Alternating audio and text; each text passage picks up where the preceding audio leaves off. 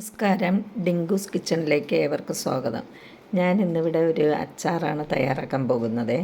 അതിന് ഒരു 10-15 നെല്ലിക്ക എടുത്തിട്ടുണ്ട്. അത് പീസാക്കി മുറിച്ച് അതിൽ കുറച്ച് ലേശം ഉപ്പ്, നമുക്ക് ആവശ്യത്തിന് ഉപ്പ് ചേർത്ത് നന്നായിട്ട് മിക്സ് ചെയ്യണം. മിക്സ് ചെയ്തതിന് ശേഷം അത് ആവശ്യത്തിനുള്ള പാകത്തിന് നമുക്കറിയാമല്ലോ. അതിന് ശേഷം ഞാൻ അര ടീസ്പൂൺ മഞ്ഞൾപ്പൊടി അതിലോട്ട് ചേർക്കുന്നുണ്ട്. അത് നന്നായിട്ട് അതൊന്ന് മിക്സ് ചെയ്യണം.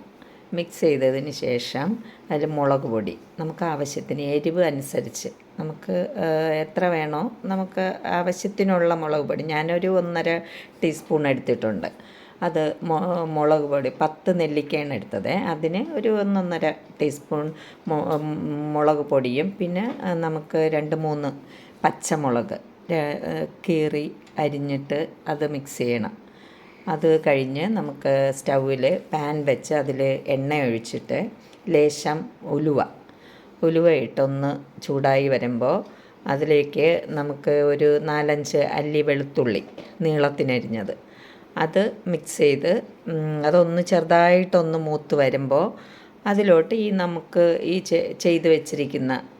മിക്സ് ചെയ്ത് വെച്ചിരിക്കുന്ന നെല്ലിക്ക അതിൽ നന്നായിട്ടൊന്ന് ഇതാക്കി. ഞാൻ കട്ടിക്കായമാണ് എടുത്തത്. അതുകൊണ്ട് ഇതിലോട്ട് നമുക്ക് ആവശ്യത്തിന് പൊടിക്കായമാണ് ചേർക്കണമെന്നുണ്ടെങ്കിൽ ലാസ്റ്റ് ചേർത്താലും മതിയാവും.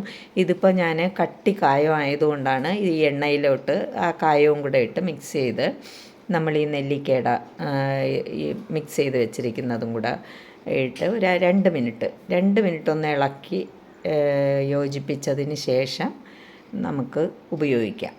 ഒരു സെർവിങ് ബൗളിലേക്ക് ഉപയോഗിക്കാം. നിങ്ങൾക്ക് ഇഷ്ടപ്പെട്ടിട്ടുണ്ടെങ്കിൽ ലൈക്ക് ചെയ്യണം, ഷെയർ ചെയ്യണം, സബ്സ്ക്രൈബ് ചെയ്യണം. ഓക്കെ, നന്ദി.